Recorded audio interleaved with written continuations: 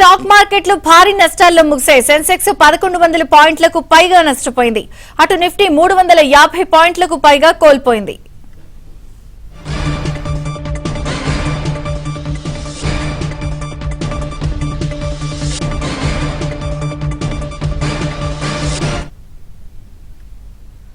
Stock మార్కెట్లు భారీ నష్టాల్లో ముగిశాయి. సెన్సెక్స్ 1100 పాయింట్లకు పైగా నష్టపోయింది. అటు నిఫ్టీ 300 పాయింట్లకు పైగా కోల్పోయింది. బిజినెస్ అనలిస్ట్ రత్నాకర్ గారు మనతో పాటు ఫోన్ లైన్ లో ఉన్నారు. రత్నాకర్ గారు, గుడ్ ఈవినింగ్. స్టాక్ మార్కెట్లు భారీగా నష్టాల్లో ముగిశాయి, ఎలా చూస్తారు? ఓకే, మీకు తెలియదే ఉంది. ఒకటి Q3 పర్ఫార్మెన్స్, ఈ లేబర్ లాస్ ఇంపాక్ట్ బాగా పడింది కదా అందరికి కూడా, 1000 to 1200 crores. అంటే మార్జిన్ ప్రెషర్ తీసుకొచ్చింది చాలా మందికి. విప్రో, TCS, ఇన్ఫోసిస్ ముగ్గురు కూడా అది ఇంప్లై చేసి పెట్టారు. రెండోది మీకు ట్రంప్ గారి గ్రీన్లాండ్ మీద tariff impact and war impact, this two are the larger things అంటే ఎఫెక్ట్ అవుతున్నాయి. ఓకే, అంటే అన్నిటి మూలంగా మార్కెట్ ఇవాళ కొద్దిగా నెగిటివ్ గా రియాక్ట్ అయింది. ఓకే, అంటే ఉదయం ఓపెన్ అయినప్పటి నుంచే సూచీలు కొంత నష్టాల్లోనే స్టార్ట్ అయ్యాయి కదండి? అవును, యా.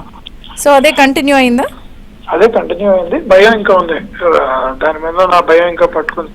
గ్లోబల్ గా ఎక్కడైనా వార్ జరుగుతుంది, రెండు కంట్రీస్ మధ్య టారిఫ్ వార్స్ ఉన్నాయి, ఇద్దరి దగ్గర ఉన్నా ఫస్ట్ స్టాక్ మార్కెట్ ర్యాటిల్ అవుతుంది. ఎందుకంటే బిజినెస్ ఎన్విరాన్మెంట్ డల్ అవుతుంది రెండు మార్కెట్. సో దాని ఎఫెక్ట్ ఆ పర్టికులర్ డే, ఆ మూడ్ ఆఫ్ ది రీజన్ మనం పడుతుందంటే అది ఇవాళ జరిగింది. అదే విషయం మేజర్ గా జరిగింది. రైట్. అంటే ఇది కేవలం మనం బిఎస్సి, సెన్సెక్స్ అండ్ నిఫ్టీయే కాకుండా నాస్డాక్ కూడా 0.06% నష్టపోయింది. అండ్ ఈ క్రూడ్ ఆయిల్ బ్యారెల్ ధర కూడా మనకి డిఫరెన్సెస్ కనిపిస్తుంది. అండ్ ఓవరాల్ గా గ్లోబల్ గా ఎలా ఉందండి?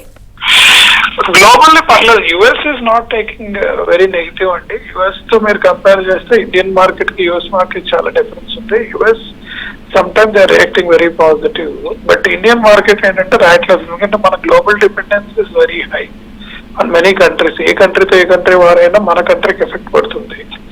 అందుకనే మన వాళ్ళు వరీ అవటం మొదలు పెడతారు. ఎందుకంటే మీరు చూస్తుంటే BSE 30 కంపెనీస్ లో almost 50% and above revenue comes from foreign markets. ఇప్పుడు ఫారిన్ మార్కెట్స్ లో టారిఫ్ ఇష్యూ వచ్చినా, ఓవరాల్ గా వరల్డ్ ఎకనామిక్ లో ఇష్యూస్ వచ్చినా వీళ్ళ రెవెన్యూ మీద హ్యాంపర్ అవుతుంది. ఎందుకంటే మార్కెట్ ఈజ్ ఆల్వేస్ 4 quarters అయ్యేది కదా, ఫ్యూచర్ ప్రొజెక్షన్ మీద వాల్యుయేషన్ బేస్ అయి ఉంటుంది. So they expecting future quarters are not going to be good, though today they are looking good అనే దాని మీద the market started taking negative tones. Fine. Yeah, thank you Ratnakar గారు.